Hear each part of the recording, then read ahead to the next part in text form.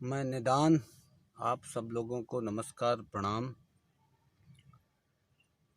आज पुनः श्रीमद् भागवत की कथा लेकर के आपके समक्ष उपस्थित हुआ। आशा है कि जो पिछले भाग थे वो आपको पसंद आए होंगे। श्रीमद् भागवत का यथार्थ विवेचन प्रारंभ है।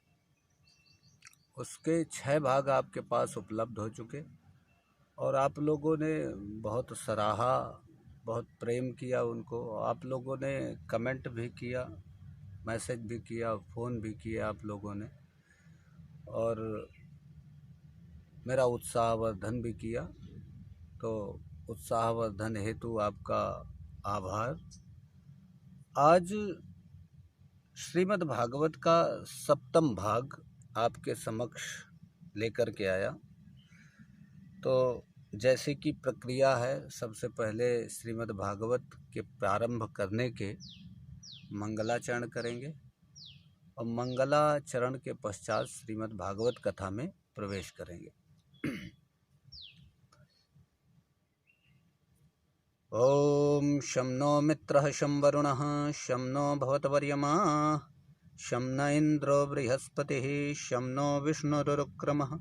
नमो ब्रह्मणे नमस्ते वायो त्वमेव प्रत्यक्षं ब्रह्मासि त्वामेव प्रत्यक्षं ब्रह्म वदिष्यामि ऋतं वदिष्यामि सत्यं वदिष्यामि तन्मामवतु तद्वक्तारमवतु अवतु माम् अवतु वक्तारं। शान्तिः शान्तिः शान्तिः। भक्ति भक्त भगवंत गुरु चतुर नाम वपुएक इनके पद वंदन करत नाशत विघ्न अनेक। सियावर रामचंद्र की जय। तो अभी तक भागवतांतर्गत आपने माता कुंती का प्रसंग सुना। माता कुंती के प्रसंग में सबसे मुख्य बात ये थी कि माता कुंती ने किसी सांसारिक वस्तु की याचना नहीं की,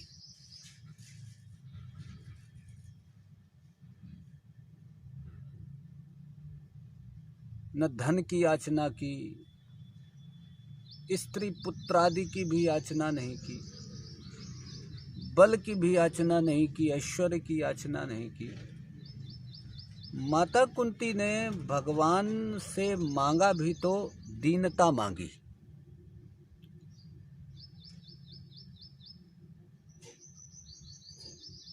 भगवान ने पूछा कि माता आप दीनता क्यों मांग रही हो? तो माता कुंती ने कहा, प्रभु जब जब हमारे पास धन था तब तब आप नहीं थे, लेकिन जैसे ही हमारे जीवन में विपत्ति आई तो आप किसी न किसी रूप में सहायता के लिए उपस्थित हो गए। तो माता कुंती ने इस प्रसंग के माध्यम से विपत्ति को समझने का एक दृष्टिकोण दिया मानव मात्र के लिए।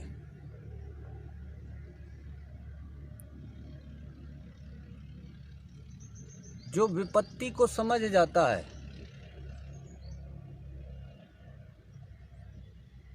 उसके जीवन में दुख नहीं आते।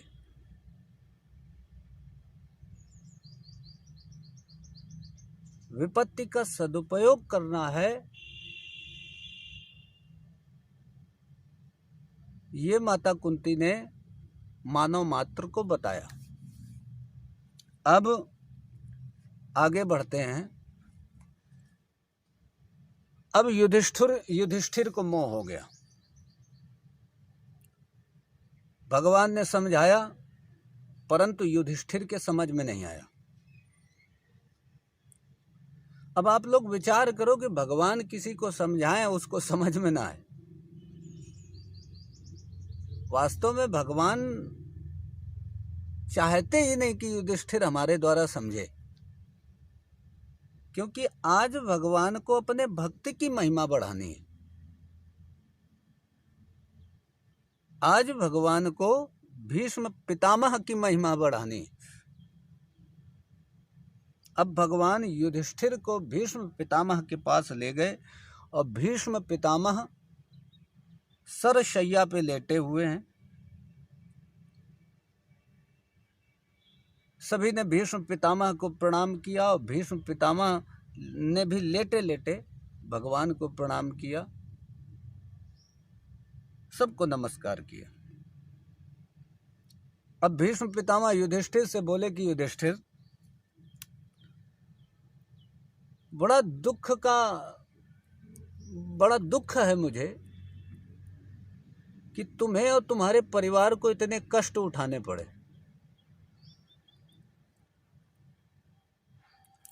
जिनको तुम अपना ममेरा भाई समझते रहे, जिसको तुमने सारथी बनाया, दूत बनाया, और वो बन भी गया।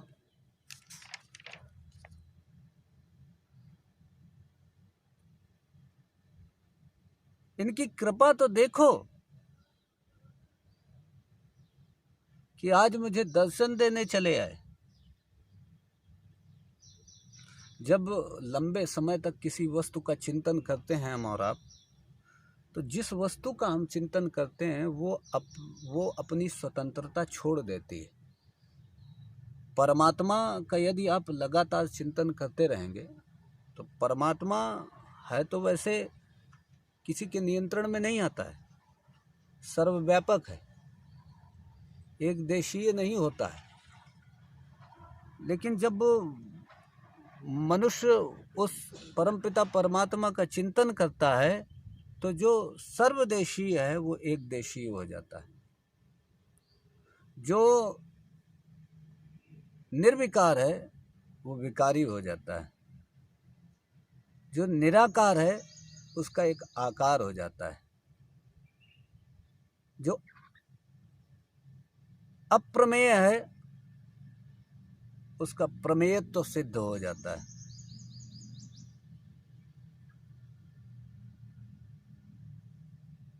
भीष्म पितामह ने परमात्मा का चिंतन किया लेटे लेटे, तो परमात्मा के पास भीष्म पितामह को नहीं जाना पड़ा, अपितु भीष्म पितामह के पास परमात्मा खुद चल करके आ गया। परमात्मा की महत्ता देखो। भीष्म पितामह ने हाथ जोड़ करके कहा, प्रभु आपने बहुत प्रतीक्षा करवाई,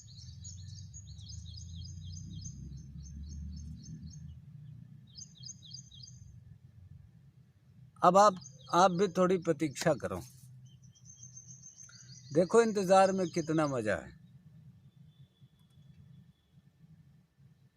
भगवान ने कहा कि पितामह किसकी प्रतीक्षा करनी? भीष्म पितामह ने कहा, प्रभु सदेव देवो भगवान प्रतीक्षताम कलेवरम यावदिदं हिनोम्यहम् प्रसन्नहासारुणलोचनोल्लसन् मुखाम्बुजो ध्यानपथश्चतुर्भुजः।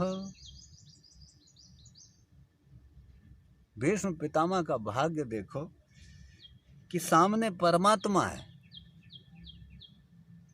और वो परमात्मा स्वतंत्र नहीं है, भीष्म पितामह के अधीन परमात्मा है।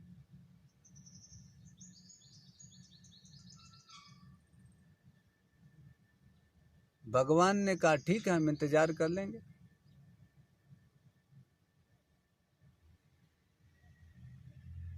बोले किसका इंतजार करना है? बोले प्रभु आपको इंतजार करना है मेरी मृत्यु का। कलेवरम यावत इदम हिनोमियम।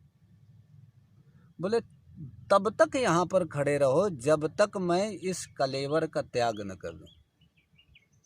तो भगवान ने कहा इसमें कौन सी कठिन बात है भीष्म पितामह?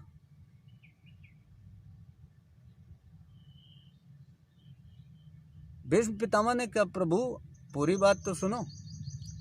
बोले, प्रसन्न हासा ऋण लोचनोल्लसन,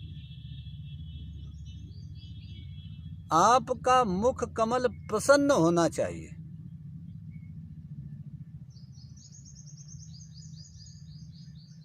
भगवान ने कहा, इतनी बात, चलो हम खड़े हैं।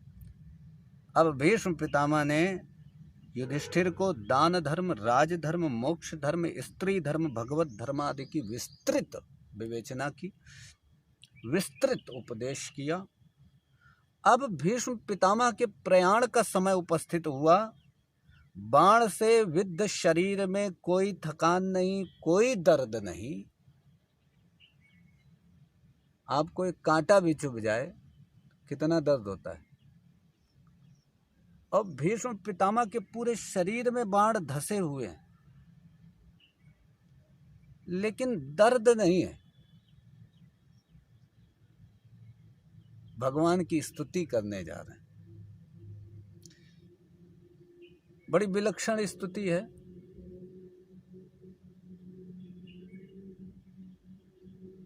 इति मति रूप कल्पिता वितृष्णा भगवती सात्वत पुंगवे विभूम्नि स्वसुख मुपगते क्वचिद विहर्तुम प्रकृति मुपेयुष यद भव प्रवाह। भीष्म पितामह ने कहा, प्रभु इति मति उपकल्पिता वितृष्णा, ये जो बुद्धि है भगवान तृष्णा से रहित है, कामना से रहित है, इच्छा से रहित है।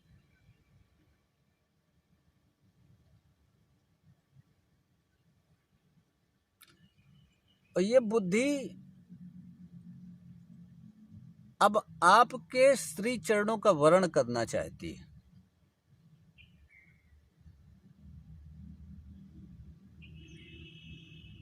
ये बुद्धि आपका वर्ण करना चाहती है।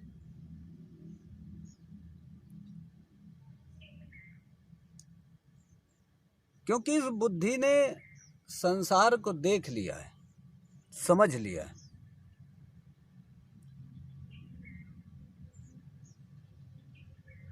संसार में जब बुद्धि लगती है तो सुख और दुख की प्राप्ति होती है। क्योंकि संसार में यही दो चीजें हैं। जो भी काम करोगे उसमें दो ही चीजें मिल रही हैं, एक सुख और दूसरा दुख। संसार में आनंद की प्राप्ति नहीं है। आनंद की प्राप्ति परमात्मा के श्री चरणों में।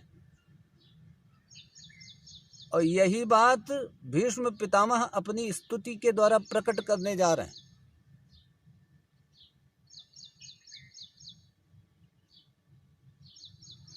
बुद्धि में यदि परमात्मा है, या बुद्धि परमात्मा के श्री चरणों का अनुशीलन कर रही है, तो आपकी यात्रा परमार्थ परक होगी, परमार्थ की ओर जाओगे। और यदि बुद्धि संसार का चिंतन कर रही है, संसार का भोग कर रही है, संसार में लगी है, तो आदि व्याधि दुख आदि की प्राप्ति होगी, कष्ट होगा जीवन में।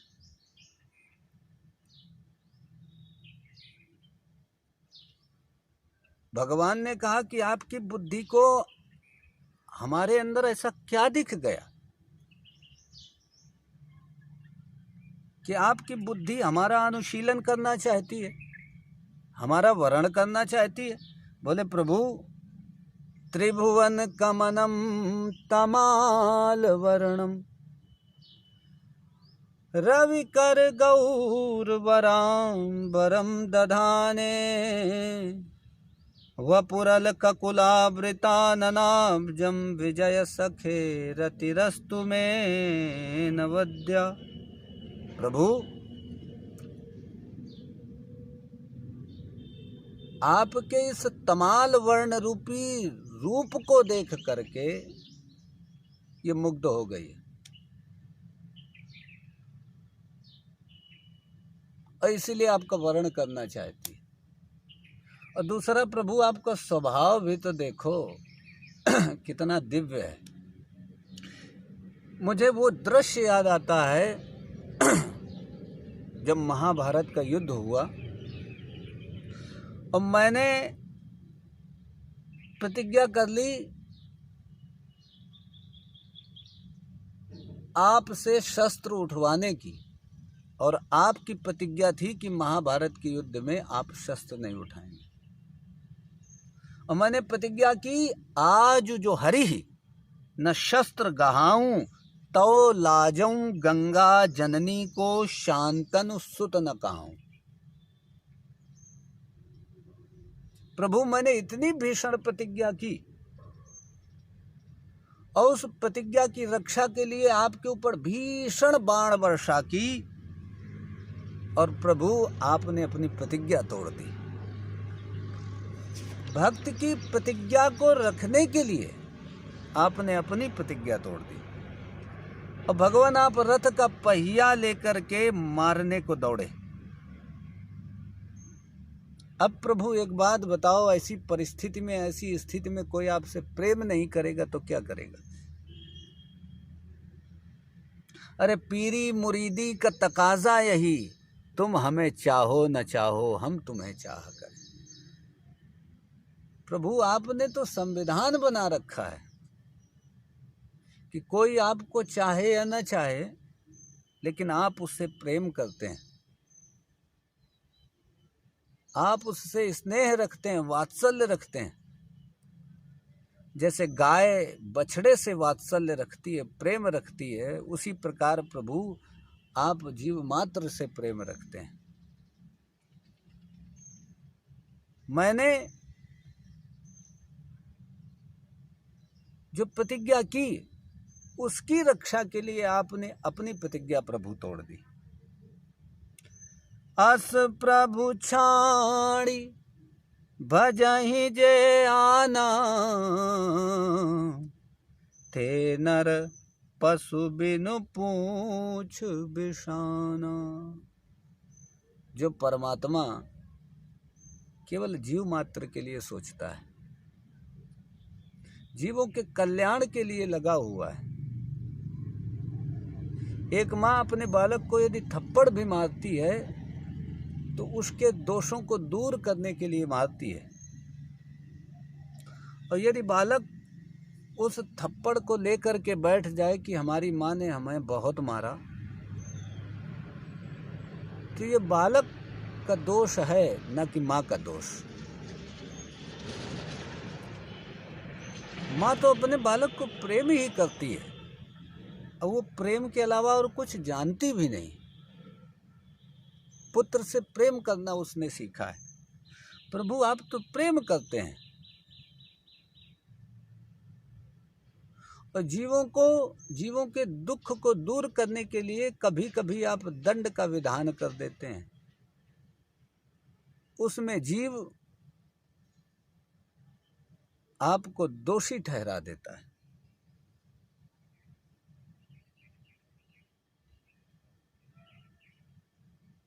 आप तो सबसे प्रेम करते हैं, लेकिन प्रभु जो आपसे प्रेम करते हैं उनसे आप अतिशय प्रेम करते हैं। वो तो आत्मा ही है आपकी।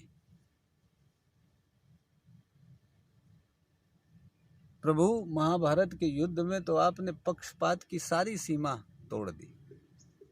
पर सैनिकायु रक्षणा हृतवती, कौरव सेना की आयु को अपनी आंखों से आप छीनने लगे, और आपने खुद पक्षपात की घोषणा कर रखी है गीता के 4 अध्याय के 11वें श्लोक में। ये यथा माम प्रपद्यन्ते तांस तथैव भजाम्यहम्। जो मुझे जिस प्रकार भजता है मैं भी उसको उसी प्रकार से भजता हूँ। प्रभु, महाभारत के युद्ध में आपने अपनी अतिशय सुंदरता को प्रकट कर दिया। यमिः निरीक्ष हता गताः स्वरूपम। आपकी भुवन मोहनी सुंदरता से मोहित होकर के सैनिकों ने प्राण त्याग दिए। इस प्रकार भीष्म पितामह ने मन बुद्धि आदि को भगवान में अर्पित करते हुए अपने कलेवर का त्याग कर दिया। बोले भीष्म पितामह की जय।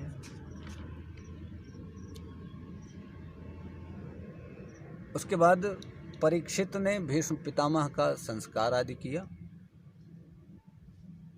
तदनंतर सूत जी शौनक जी से कहते हैं, शौनक ऋषि, परीक्षित तो गर्भ में ही समाप्त हो गए होते यदि भगवान ने गर्भ में प्रवेश करके परीक्षित की रक्षा न की होती। परीक्षित का जन्म हुआ, जात कर्म संस्कार आदि हुए, ब्राह्मणों ने फलादेश बताया। बोले परितः ईक्षति इति परीक्षितः। ये सब जगह उसी परमात्मा को ढूंढता है जिसने गर्भ में इसकी रक्षा की थी।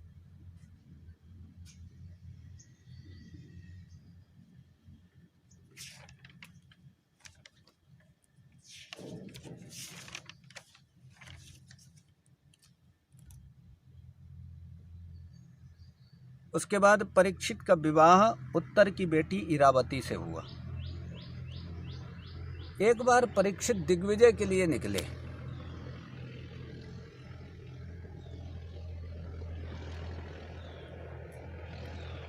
तो धर्म को बैल रूप धारण किए हुए एक पैर से घूमते हुए देखा और पृथ्वी गाय के रूप में घूम रही थी। परीक्षित ने देखा कि धर्म रूपी वृषभ का एक ही पैर शेष है और पृथ्वी रूप गाय की आंखों से अश्रुधारा प्रवाहित हो रही है।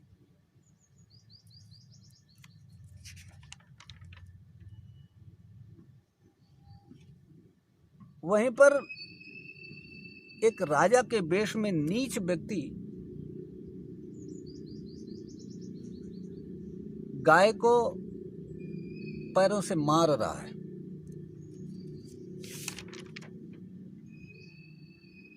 वृषभ को डंडे से मार रहा था।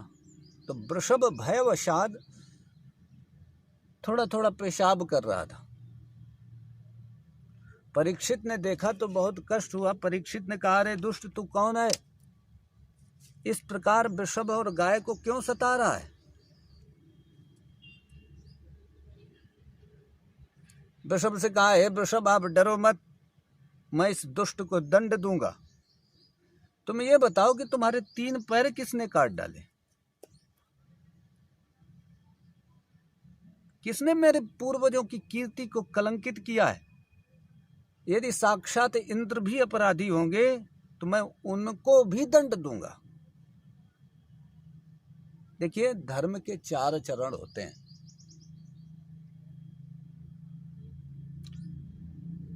तप, पवित्रता, दया और सत्य।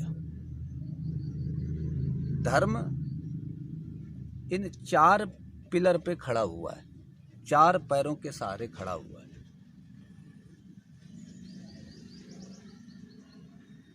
इनमें से यदि एक भी पैर टूटेगा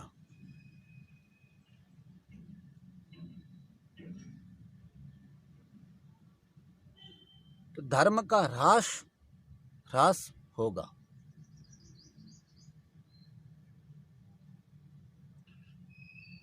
और आज एक पैर नहीं टूटा हुआ है धर्म का, आज 3 पैर टूटे हुए हैं। और आज की परिस्थिति में हमें लगता है कि धर्म का तो कोई पैर ही नहीं शेष बचा है।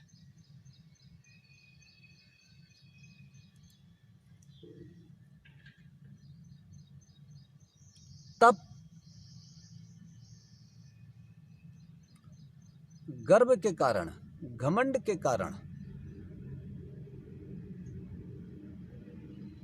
तप खत्म हो गया। क्या कोई आजकल तपस्या कर रहा है?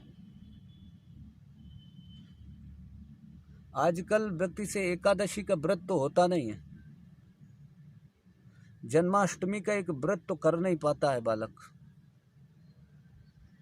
या परिवार के लोग। बड़े बुजुर्ग नहीं कर पाते तो बालक क्या करेंगे? तो उससे ये कैसे अपेक्षा की जा सकती है कि वो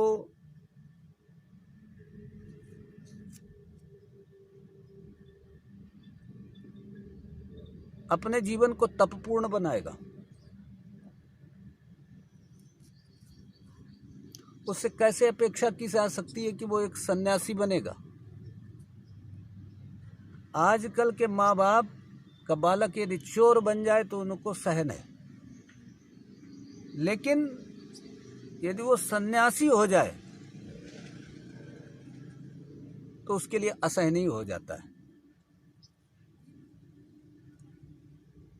अभिमान से, गर्व से तपस्या समाप्त हो गई। अब कोई नहीं तप कर रहा है। आजकल तो खूब खाओ और खूब सो और खूब पुत्र उत्पन्न करो, यही तप है। शरीर का दुरुपयोग, समय का दुरुपयोग, वस्तु का दुरुपयोग, भोग में हर वस्तु का दुरुपयोग होता है और त्याग में, तपस्या में हर वस्तु का सदुपयोग होता है। आसक्ति से पवित्रता नष्ट हो गई।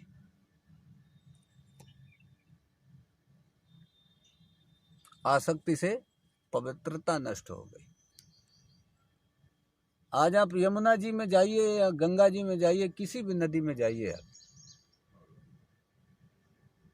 आप देख रहे हैं वहां पे कितनी गंदगी है। उसका कारण क्या है? आसक्ति।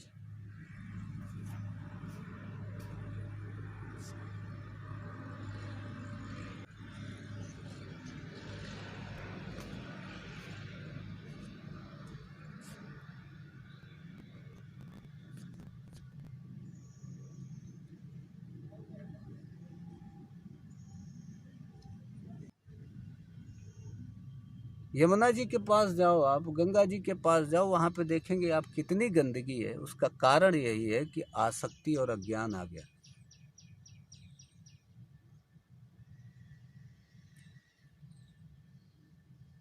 अज्ञान के कारण हम आसक्ति और श्रद्धा में अंतर नहीं कर पा रहे हैं।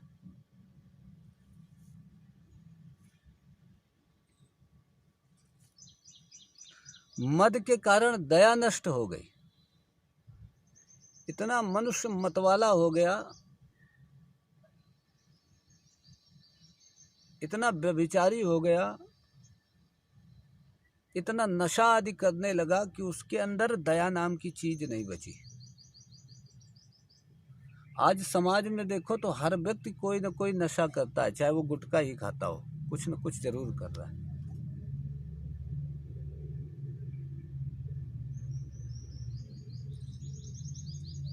धर्म के 3 चरण नष्ट हो गए, एक चरण बचा सत्य। परीक्षित के काल में, आजकल की स्थिति में तो हमें लगता है सत्य भी नहीं बचा है, हर जगह झूठ का बोलबाला है।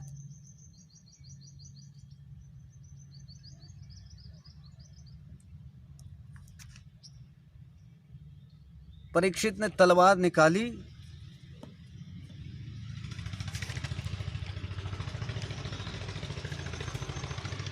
और निकाल करके उस दुष्ट को मारने के लिए तत्पर हो गए। और वो साक्षात कलयुग था। कलयुग हाथ जोड़ करके खड़ा हो गया, बोले प्रभु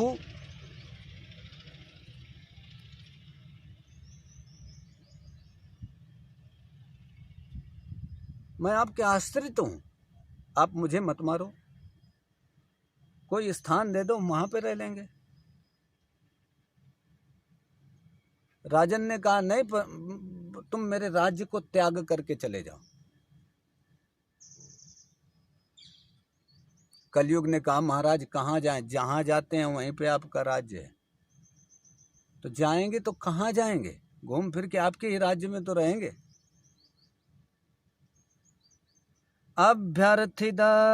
अभ्यर्थितस्तदा तस्मै स्थानानि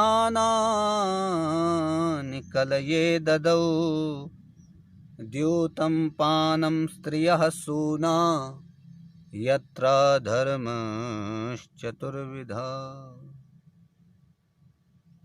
जब कलयुग ने बड़ी अनुनय विनय की तो परीक्षित ने 4 स्थान दिए। बोले द्यूत, जहाँ पे जुआ होता हो वहाँ पे रहो। मदिरा, जहाँ पे लोग शराब पीते हों वहाँ पर निवास करो।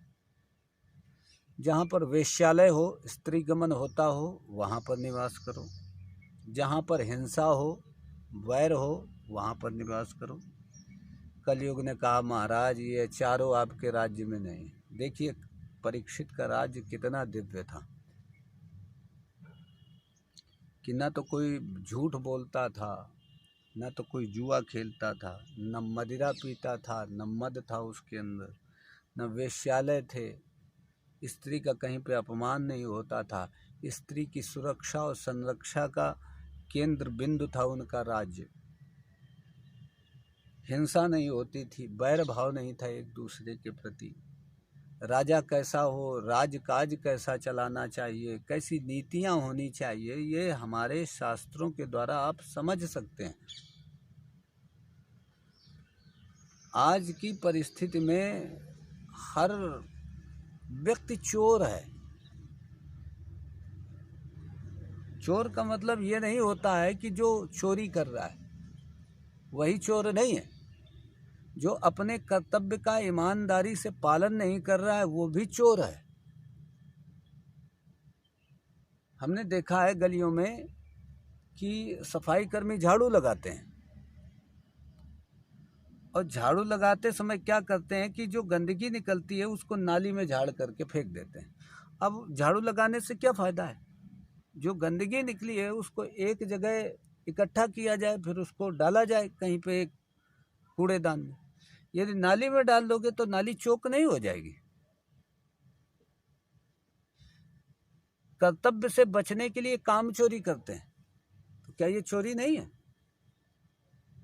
हम यदि कहीं पे खड़े हुए हैं, वहाँ पर हम रोड पे थूक रहे हैं, मलमूत्र का त्याग कर रहे हैं, नदियों के पास जा कर के वहाँ पर गंदगी फैला रहे हैं, तो क्या ये चोरी नहीं है? ये भी तो चोरी है।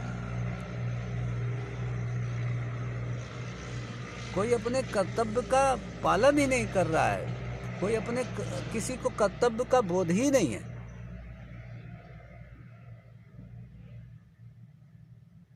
इतनी कथाएं हो रही हैं, इतनी भागवतें हो रही हैं, लेकिन कर्तव्य बोध नहीं उत्पन्न हो रहा है।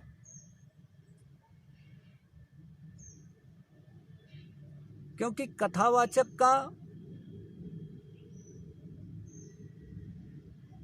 लक्ष्य परमात्मा प्राप्ति नहीं है, ना वो चाहता है कि इनके अंदर कर्तव्य बोध उत्पन्न हो। वो केवल धन की चाह में आया है, वो एक बिजनेसमैन है।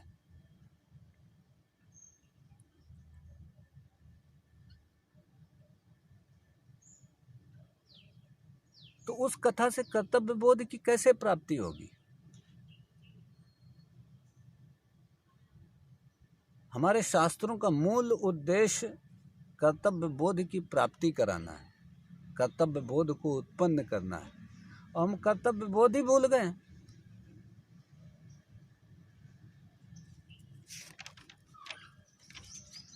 हाथ जोड़ करके खड़ा हुआ, बोले महाराज कोई एक स्थान दो जहाँ पे हम रह पाएं। पुनश्च याचमानाय जात रूप मदात् प्रभु ततो नृतं मदं कामं रजो वैरं च पंचमम्। जब कलयुग ने बहुत प्रार्थना की तो परीक्षित ने एक स्थान उसको दिया, स्वर्ण। बोले जहाँ पर स्वर्ण हो वहाँ पे रहो। अब कलयुग ने क्या किया कि परीक्षित ने एक स्वर्ण का मुकुट पहन रखा था। जैसे ही स्वर्ण मिला तो कलयुग जा करके परीक्षित के मुकुट में बैठ गया। अब एक बार राजा परीक्षित शिकार के लिए गए, सुबह से शाम तक घूमते रहे, कहीं शिकार मिला नहीं। तो शमीक ऋषि के आश्रम में पहुंचे, वहां पे एक जल की याचना की, लेकिन शमीक ऋषि मन बुद्धि से ऊपर उठ गए थे, उनका चित्त परमात्मा में लगा था, इसलिए परीक्षित की याचना को सुन नहीं पाए। उनको सुनाई नहीं दिया। तो राजा को लगा कि इस महात्मा ने हमारी आवाज को सुनकर अनदेखा किया है, अपमान महसूस हुआ। तो वहीं पर एक मरा हुआ सर्प पड़ा था, उसको धनुष की नोक से उठाया, उठा करके शमीक ऋषि के गले में डाल दिया। शमीक ऋषि के पुत्र थे श्रृंगी ऋषि, उनको पता चला, वहीं पर गोदावरी नदी पर खेल रहे थे, तो कुछ बालकों ने जाकर के बताया कि परीक्षित ने तुम्हारे पिता का अपमान कर दिया। तो वहीं पर जल लिया और जल लेकर के शाप दिया परीक्षित को। इति लंघित मर्यादम तक्षकः सप्तमे हनि दंक्षति स्म कुलांगारम चोदितो में ततद्रुहम। शाप दिया कि इति लंघित मर्यादम, इस परीक्षित ने अपनी मर्यादा का उल्लंघन किया है, इसलिए तक्षकः सप्तमे हनि, तक्षक रूपी सर्प इसको 7वें दिन काट ले, क्योंकि ये कुलांगार है। ये परीक्षित अपने कुल को नष्ट करने के लिए ही उत्पन्न हुआ है।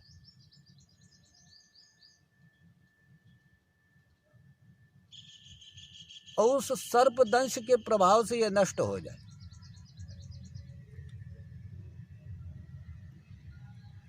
देखिए, थोड़ा सा इसका आध्यात्मिक विवेचन कर लो, इस कथा का समझने की कोशिश करो। देखिए, कलयुग कहाँ बैठा? मुकुट में, स्वर्ण में। मनुष्य के जीवन में सबसे बड़ी परेशानी का कारण यदि कुछ है तो मुझे लगता है कि वो धन है। कैसे? देखिए, धन से सारी व्यवस्था चलती है, ये भी सत्य है। धन की उपयोगिता को नकारा नहीं जा सकता, ये भी सत्य है। लेकिन ये एक विचार करना पड़ेगा कि धन कहाँ तक जाएगा, हमारे साथ वो कितनी दूर तक यात्रा कर सकता है, ये विचार करना पड़ेगा। और जब हम इस विचार पे जाएंगे तो पता चलेगा कि धन एक सीमा तक जाएगा, उसके बाद धन की पहुंच नहीं है। तो इसका मतलब है कि धन से भी परे कुछ है, धन से भी परे कुछ है। जिसने धन को मुख्य मान लिया, जिसकी बुद्धि में धन बैठ गया, तो ये मान के चलो वो कलयुग उसके बुद्धि में सवार हो गया। यहाँ पे तक्षक का मतलब भोग से लगाते हैं। जिसकी बुद्धि में धन बैठ गया वो भोगी हो जाता है।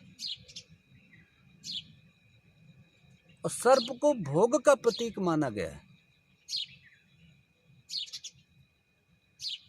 कहने का भाव ये है कि जिसने अपने जीवन में धन को मुख्य बनाया, तो वही धन भोग के रूप में उसको नष्ट कर देता है। और नष्ट करने के लिए 7 दिन पर्याप्त हैं। हर व्यक्ति को इन 7 दिनों में ही जाना है। सोमवार, मंगलवार, बुधवार, गुरुवार, शुक्रवार, शनिवार, रविवार, ये 7 दिन हैं। और इन्हीं दिनों में हमें मरना है।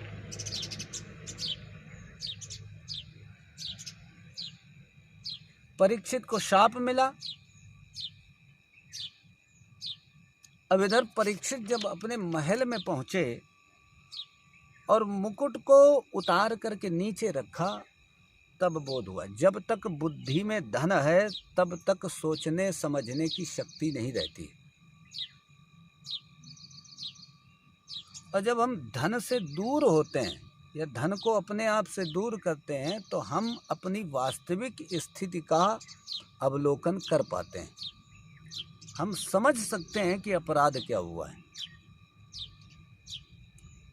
मुकुट उतार के रखा, महल में पहुंचे, बोध हुआ कि अपराध हुआ है। जब बोध हुआ कि अपराध हुआ है, अहो मया नीच मनार्यवत कृतम निरागसि ब्रह्मणि गूढ़ तेजसी। परीक्षित ने सोचा कि अरे, मैंने एक निरपराध ब्राह्मण के, संत के गले में सर्प डाल दिया, अब तो प्रायश्चित तो होना चाहिए। पश्चाताप हुआ। आज से 50 वर्ष पहले यदि किसी से कुछ अपराध हो जाता था, जैसे बिल्ली खत्म हो जाए, तो एक विधान था कि सोने की बिल्ली बनवाओ। तो जीव, मनुष्य डरता था अपराध करने से, क्योंकि प्रायश्चित का विधान बहुत लंबा चौड़ा था, वो आदमी कर नहीं पाता था, बहुत कठिन होता था। आज के व्यक्ति में डर नहीं है, ना तो कानून का डर है, ना तो प्रायश्चित का डर है, ना तो धर्म का डर है। इसी वजह से अपराध पे अपराध होते चले जा रहे हैं।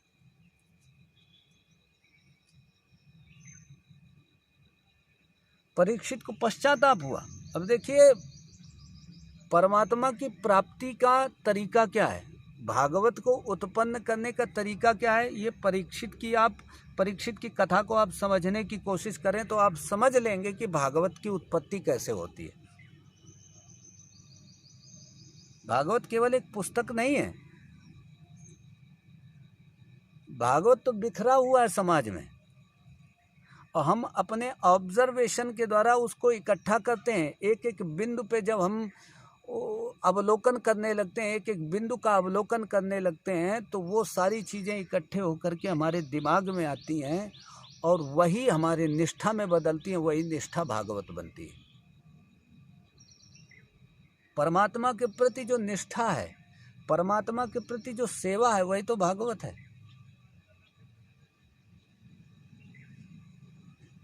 अब जब पश्चाताप का विचार आया तो त्याग प्रारंभ हुआ। देखिए, राज्य वैभव लक्ष्मी का परित्याग कर दिया, जन्मेजय को राज्य सौंप दिया और सब कुछ छोड़ करके गंगा जी के तट पे पहुंच गए।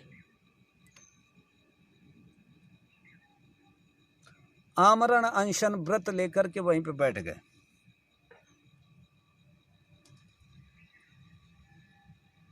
जब तीर्थ में पहुंचे तो महात्माओं की प्राप्ति हुई, संतों की प्राप्ति हुई। संतों ने कहा, महाराज, जब तक तुम्हें परमात्मा की प्राप्ति नहीं हो जाएगी तब तक हम भी छोड़ करके तुम्हें नहीं जाएंगे। और जैसे ही संत की प्राप्ति हुई, वैसे ही गुरु की प्राप्ति हो गई। तत्रा भवद भगवान व्यास पुत्र यदृच्छया गामटमानो नपेक्षः अलक्ष्यलिंगो निजलाभतुष्टो वृतश्च बालैरवधूतवेशः। सुखदेव मुनि का आगमन हुआ, मंद मंद मुस्कुराहट के साथ आ रहे हैं, नग्न वेश, अपने आप में संतुष्ट, दिगंबर वेश, अवधूत शिरोमणि सुखदेव जी का प्राकट्य हुआ। भागवत कह रही है, देखिए भागवत कितना विलक्षण दृष्टिकोण रखती है गुरुओं के प्रति। वो कह रही, तत्रा भवद भगवान व्यास पुत्र, यानी तत्र भगवान व्यास पुत्र अभवत, यानी व्यास के पुत्र रूप में भगवान प्रकट हुए। यानी जो हमें ज्ञान दे रहा है, जो गुरु है, वो कौन है? वो भगवान है, वो ईश्वर है।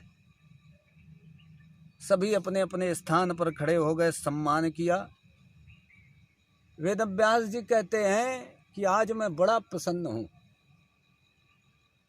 ये मेरे जीवन का सर्वश्रेष्ठ दिन है कि आज पुत्र पिता से बड़ा हो गया। विधिवत सभी ने पूजन किया, आसन दिया। परीक्षित ने प्रश्न किया, बोले भगवान एक प्रश्न है हमारा। सुखदेव मुनि ने कहा बताओ क्या प्रश्न है। बोले भगवान एक बात बताओ, जो म्रियमाण मनुष्य है, जिसकी मृत्यु निश्चित है, उसका कर्तव्य क्या है, अकर्तव्य क्या है, क्या करना चाहिए, क्या नहीं करना चाहिए। सुखदेव जी ने कहा परीक्षित तुम्हारा प्रश्न तो बड़ा उत्तम है, और ये प्रश्न केवल तुम्हारे कल्याण के नहीं, पूरे संसार के कल्याण के लिए है। इस प्रश्न के द्वारा पूरा संसार लाभान्वित होगा। राजन, आपका प्रश्न समझने योग्य है। ये हर व्यक्ति का प्रश्न है कि जो म्रियमाण है, जो मरने वाला है, अब हमें भी मरना है, मृत्यु निश्चित है और 7 दिन के अंदर ही निश्चित है। तो हर व्यक्ति इस प्रश्न से जुड़ा हुआ है और प्रत्यक्ष रूप से जुड़ा हुआ है। सुखदेव जी ने कहा परीक्षित, जो लोग स्वयं को नहीं जानते हैं, जिनको नहीं पता है कि हम इस संसार में क्यों आए, उनके सामने तो हजारों प्रश्न हैं, उनके पास विकल्प हैं। उनकी रात निद्रा में या मैथुन में बीत जाती है, दिन कुटुंबियों के पालन पोषण के हेतु धन कमाने में व्यतीत हो जाता है, और इन दोनों चीज़ों में इतना ज़्यादा मनुष्य रम जाता है कि वो सामने खड़ी मृत्यु को भूल जाता है। ध्यान जब से है तेरा विसारा, ध्यान जब से है तेरा विसारा, लुट गया चैन सुख सब हमारा। ध्यान जब से है तेरा विसारा, लुट गया चैन सुख सब हमारा। कुछ न पाता समझ क्यों गया है उलझ, जग की उलझन में आ मन दोबारा। लुट गया चैन सुख सब हमारा। हाँ करूं क्या जतन, त्याग हरि सुधि रतन, हृदय गहने लगा चाँद, हृदय गहने लगा कांच पारा। लुट गया चैन सुख सब हमारा। यत्न करता हूँ पर मति बचा कर नजर, करती है इंद्रियों का प्रचारा। लुट गया चैन सुख सब हमारा। हे कृपा धाम अब कर सुरति बान, कब दोगे निदान बढ़ा कर सहारा। लुट गया चैन सुख सब हमारा। उस परमात्मा को भूलने के कारण मृत्यु सामने खड़ी है।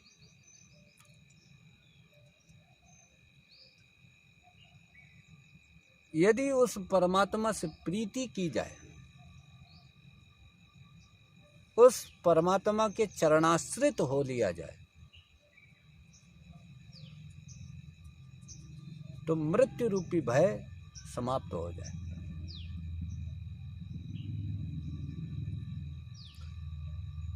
जीवन में मृत्यु से दिक्कत नहीं है, मृत्यु से परेशानी नहीं होती है, क्योंकि जो निश्चित है उससे क्या परेशानी। लेकिन मृत्यु का जो भय है वो व्यक्ति को रात दिन कचोटता रहता है, डरता रहता है। और हमें इस भय को दूर करना है। मृत्यु को नहीं दूर करना है, वो तो दूर हो भी नहीं सकती है, लेकिन मृत्यु का जो भय है उसको दूर करना है, और वो परमात्मा के आश्रय में जाकर अपने आप खत्म हो जाता है।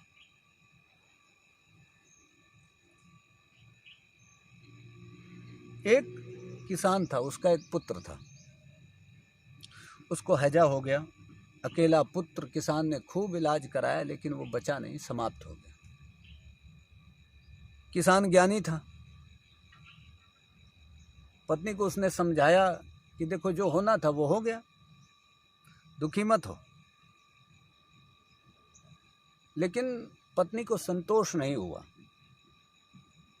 प्रातःकाल हुई, किसान ने अपने बैल निकाले, हल निकाला, खेत जोतने चला गया। शाम को जब लौटा तो पत्नी ने कहा कि बड़े निष्ठुर हो, तुम्हारा इकलौता पुत्र समाप्त हो गया और तुम्हें दुख नहीं हुआ।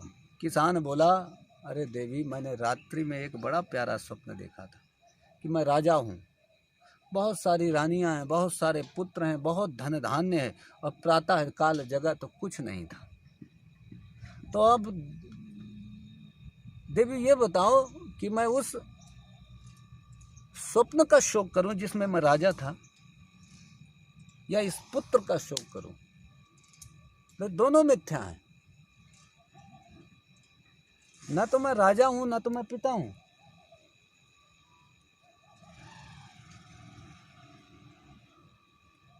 संसार की एक प्रक्रिया है और संसार में उत्पन्न हुए हैं तो उस प्रक्रिया का हम लोग पालन करते हैं। लेकिन उस प्रक्रिया को ही यदि सत्य मान लोगे तो तुम्हें ईश्वर को भूलना पड़ेगा। ईश्वर को भूलने से ही दुख की प्राप्ति हो जाएगी।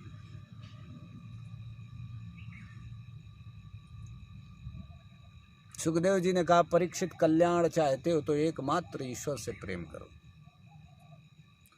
परीक्षित चिंतित मत हो, 7 दिन है तुम्हारे पास। अरे राजा खट्वांग ने तो 1 मुहूर्त में भगवत प्राप्ति की थी। तो इसलिए सबसे पहले तो अभय हो जाओ। अभयम सत्व संशुद्धिर ज्ञान योग व्यवस्थिति। जीवन जीने के लिए सबसे पहला काम अभय हो जाओ। प्राण और शरीर का संयोग जीवन है, और संयोग की जगह पर वियोग हो जाए मृत्यु है। तो इसमें कौन सा विचार करने की आवश्यकता है? जब तक प्राण चल रहे हैं जीवन, और प्राण छूट जाए मृत्यु, इतनी सी परिभाषा है। परीक्षित, सबसे पहले इस संसार को भगवत स्वरूप धारण करो। सर्वम कृष्णमयम जगत, ये मानो कि संसार में जो कुछ है वो भगवान के अंग विशेष, अवयव विशेष हैं। संपूर्ण प्रपंच भगवान का शरीर है, और हम जहाँ भी हैं, जैसे भी हैं, जिस प्रकार हैं, भगवान के अंगों पे निवास कर रहे हैं।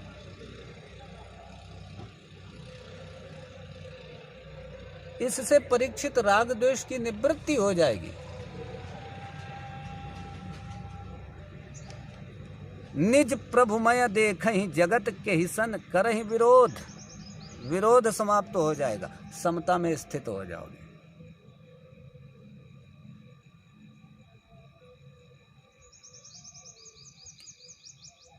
अब समता में स्थित होकर के राजन परमात्मा का भजन करो, भगवान की कथा सुनो। हरि कथा कथा और बाकी सब व्यथा। बोलिए जय जय श्री राधे श्याम। आज कथा को यहीं पर विश्राम देंगे, और आगे का जो कथानक है वो किसी दिन फिर देखेंगे एक बार। और आप सब लोगों से नम्र निवेदन है कि इस कथा को आप श्रवण करें, और श्रवण करके बताएं कि हमारा प्रयास कैसा है। क्योंकि इसमें हमने कुछ मिलाने की चेष्टा नहीं की है, कुछ अपनी ओर से बताने की चेष्टा नहीं की है। हमने उतना ही बताया है जितना हमारा भागवत के प्रति अनुभव है, थोड़ा बहुत, और बहुत ज़्यादा अनुभव को सम्मिलित करने का भी प्रयास नहीं किया है। थोड़ा बहुत आंशिक रूप से अनुभव डाला है इसमें, और बाकी श्रीमद् भागवत के श्लोक उनका विवेचन किया गया है कथानक के रूप में, कि जिससे तुम्हें रुचि बनी रहे। होता क्या है कि जब संगीतमयी कथा होती है तो वो रुचिपूर्ण तो होती है, इसको हम नकार नहीं सकते हैं, लेकिन वहाँ पर उद्देश्य बदल जाता है और उतना लाभ नहीं होता है। तो यहाँ पर जो हम ये कथा आपको सुना रहे हैं, ये हमारा मूल लक्ष्य है कि भागवत को आप समझें कि भागवत है क्या और आपका लक्ष्य क्या है, जीवन का उद्देश्य क्या है। इसलिए इस कथा को मूल रूप में हमने इस लॉकडाउन में रखा है आप लोगों के लिए। तो आप लोगों से नम्र निवेदन है कि इसको सुने और सुन करके कमेंट जरूर करें, हमें बताएं कि ये आपको कैसी लगी। जय जय श्री राधे।